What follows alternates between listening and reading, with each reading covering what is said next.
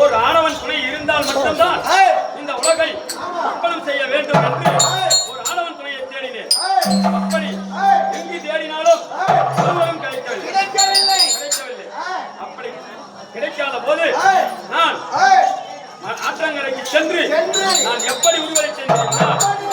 3 கண்களோடு அகோர உருவத்துடன் அரித்த உடல் கோவை பற்கள் 3 கண்கள் 3 கண்களோடு பிறந்து அப்படி பிறக்கும் நேரத்தில் உலகத்தை விற்பனை செய்ய முடியாது என்று நினைத்து ஆற்றங்கரைக்கு சென்று மணலை குவித்து ஒரு பிம்பத்தை விற்பனை செய்தேன். பிம்பத்தை விற்பனை செய்த உடனே அந்த பிம்பமாக பட்டது உயிர் கற்று எழுந்து அம்மா என்று அழைத்தது. என்னடா இது? நினைத்தது ஒன்று, நடப்பது ஒன்று நினைத்து அம்மா என்று அழைத்தவனை மகனாக ஏற்றுக்கொண்டு அண்ணவனுக்கு கணபதி என்று பெயர் சுட்டான். ஆமா, அப்புறப்படுத்தி விட்டேன். பிறகு இரண்டாவது ஒரு பிம்பத்தை விற்பனை செய்தேன். இரண்டாவது பிம்பத்திற்கு உயிர் கொடுத்தேன். பிம்பமாக பட்டது உயிர் பெற்று எழுந்து தங்காள் என்று அழைத்தது. என்னடா இது? மறுபடியும் நினைத்தது ஒன்று, நடப்பது ஒன்று நினைத்து தங்காள் என்று அழைத்தவனை அண்ணனாக ஏற்றுக்கொண்டு அண்ணவனுக்கு கண்ணன் என்று பெயர் சுட்டினேன். கண்ணன் என்று பெயர் சுட்டி அப்புறப்படுத்தி விட்டேன். பிறகு மூன்றாவதாக ஒரு பிம்பத்தை விற்பனை செய்தேன். அந்த பிம்பமாக பட்டது உயிர் பெற்று எழுந்து என்ன என்று கரம் பிடித்தது. இப்போதுதான் நாம் நினைப்பது நடக்கப் போகிறது என்று நினைத்து பெண்ணை என்று அழைத்தவனை கணவனாக ஏற்றுக்கொள்ளும்படி கட்டளையிட்டேன். அதற்கு அவர் என்ன தெரிவித்தார் தெரியுமா? பெண்ணே, நீயோ என்னை படைத்தவள், அதனால் உன்னை நான் மணக்க முடியாது. உனக்கு இருப்பதோ 3 கண்கள், எனக்கு இருப்பது 2 நேத்திரம். அதனால் உன்னை நான் திருமணம் செய்து கொள்ள மாட்டேன் என்று மறுத்துவிட்டார். அதற்கு நான் என்ன தெரிவித்தேன் தெரியுமா? சாமி, நான் என்ன செய்தால் என்னை திருமணம் செய்து கொள்ள? அதற்கு அன்னவர், உன்னுடைய 3வது கண்களை பேற்று எடுத்து எனக்கு கொடுத்தால் மட்டுமே உன்னை திருமணம் செய்து கொள்வேன் என்று தெரிவித்தார். அதன் பிறகு நான் என்னுடைய 3வது விளங்கக்கூடிய நெற்றிக்கண்ணை பேற்று எடுத்து நெற்றியில் பதித்தேன். பதித்தவுடனே நெற்றிக்கண் பேற்று எடுத்த இடத்தில் நிற்கவில்லை. அதற்கு அவர் பூமியில் இருந்து சிறுதுளி மண்ணை எடுத்து என் நெற்றியில் பதித்தார். அந்த மண்ணாகப்பட்டது குங்குமமாக மாறியது. அந்த குங்குமம் தான் இன்று வரையில் பெண்கள் நெற்றியில் இருக்கும் குங்குமம். ஆமா, அப்படி இருக்கும் நேரத்தில் முன்பொரு காலத்தில் பண்டாசுரனாகப்பட்டவன் பிரம்மதேவனை நோக்கி கடும் தவம் செய்து பிரம்மனிடத்தில் பல அரிய வரங்களை பெற்றுக்கொண்டு தேவர் மூவர் யாவற்றமான பேர்களையும் சிறைப்பிடித்து துன்பம் செய்து கொண்டிருக்கின்றார். அப்படி துன்பம் செய்து கொண்டிருக்கும் நேரத்தில் தேவர்கள் ஈசனிடத்தில் நாடி சாமி, இந்த பண்டாசுரனாகப்பட்டவன் பிரம்மதேவத்தின் இடத்தில் வரத்தை வாங்கிக் கொண்டு எங்களை சித்திரவதை செய்து கொண்டிருக்கிறார். அதற்கு நாங்கள் துன்பத்தில் சிக்கிக் கொண்டிருக்கின்றோம். இதற்கு உபாரணம் நீதான் சொல்ல வேண்டும் என்று அதன் பிறகு ஈஸ்வரனாகப்பட்டவர், தேவர்களே, நீங்கள் வாங்கிய அந்த பிரம்மதேவனத்தின் இடத்தில் அவன் வாங்கிய வரம் அரிய வரமாக இருக்கின்றது. அதனால் நான் ஒன்றும் செய்ய முடியாது என்று மறுத்துவிட்டார். தேவர்கள் அந்த ஈசனிடத்தில், சாமி, தக்க யோசனை நீங்கள் தான் சொல்ல வேண்டும் உரைக்க அந்த ஈசனாகப்பட்டவர் என்னை நாடி காஞ்சிபுரத்தில் பச்சைக்கு உருவம் எடுத்து செந்தவ மரத்தில் அமர்ந்து கொண்டு பார்வதியாகப்பட்டவர் தவம் செய்து கொண்டிருக்கின்றார்.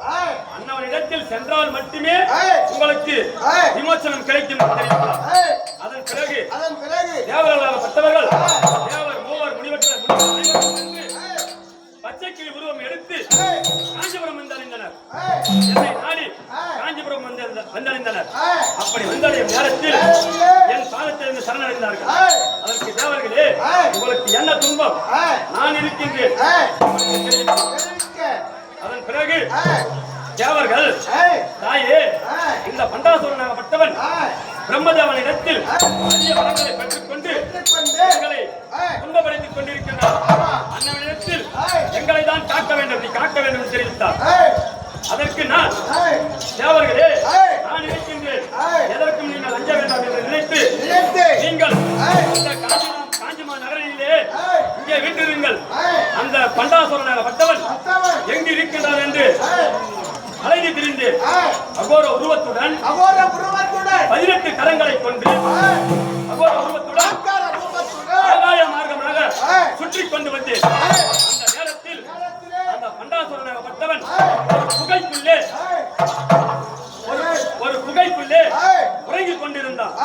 உறங்கிக் கொண்டிருக்கும் நேரத்தில் இதுதான் சமயம் என்று அன்னவன் வயிற்றில் ஒரு காலையும் மார்பில் ஒரு காலையும் 18 கரங்களை கொண்டு தலையை ஒரே வெட்டாக வெட்டி என் கையில் ஏற்றிக் கொண்டு காஞ்சிபுரம் வந்தடைந்து அதை பார்த்த தேவர் மூவர் அனைவரும் என்னை பார்த்து, நான் வந்த கோலத்தை பார்த்து மயக்கமடைந்திருந்தார்கள்.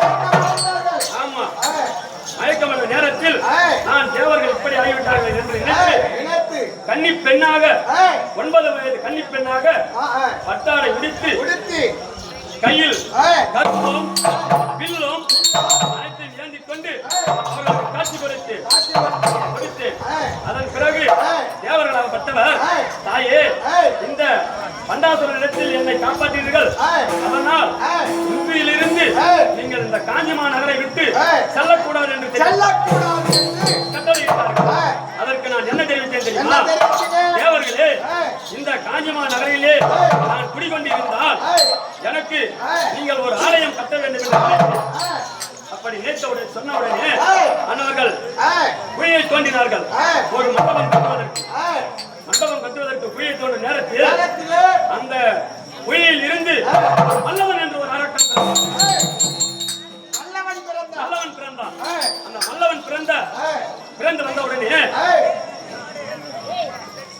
இதே என்னால் ஒன்றும் அந்த அரக்கனை அழிக்க முடியவில்லை.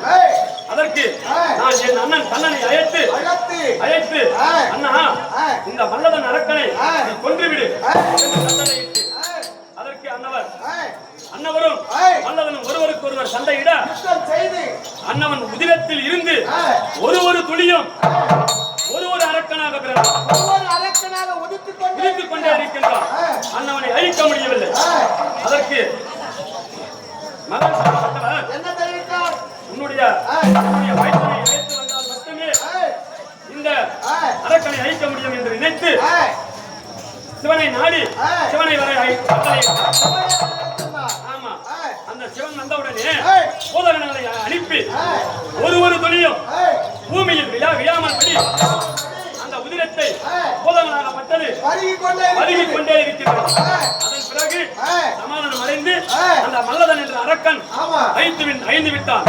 அன்றில் இருந்து இன்று வரையில் காஞ்சிமா நகரிலே கன்னி பெண்ணாக பத்மாசன கோலத்தில் அமர்ந்து கொண்டு வரும் பக்தர்களுக்கு காட்சி கொடுத்துக் கொண்டிருக்கின்றனர்.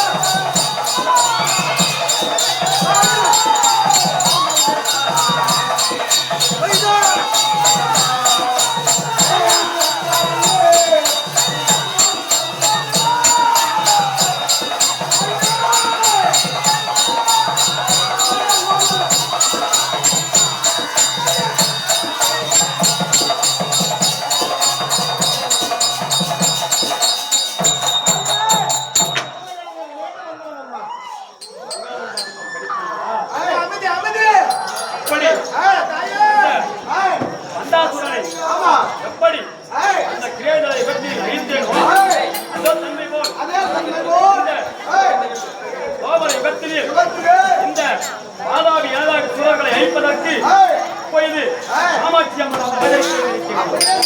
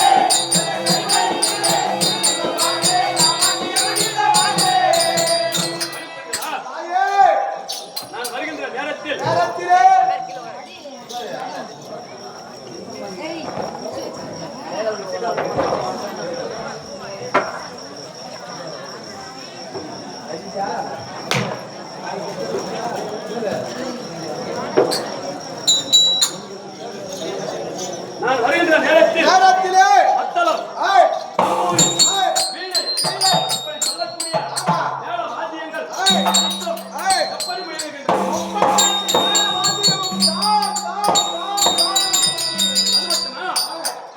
எப்படி அந்த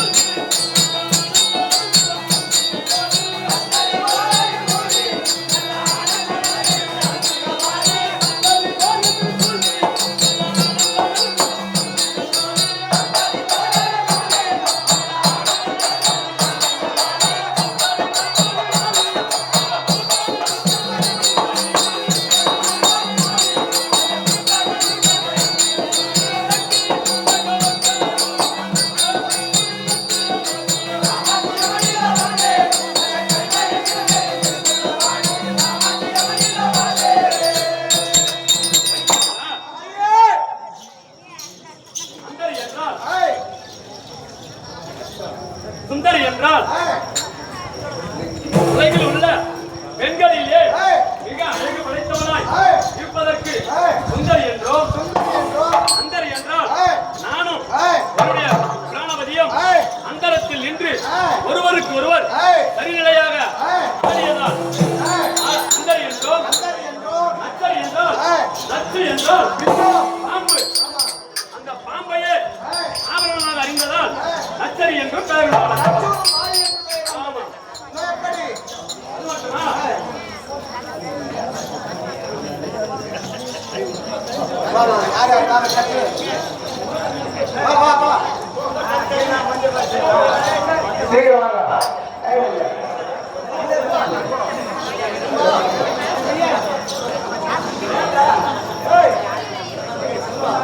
அதே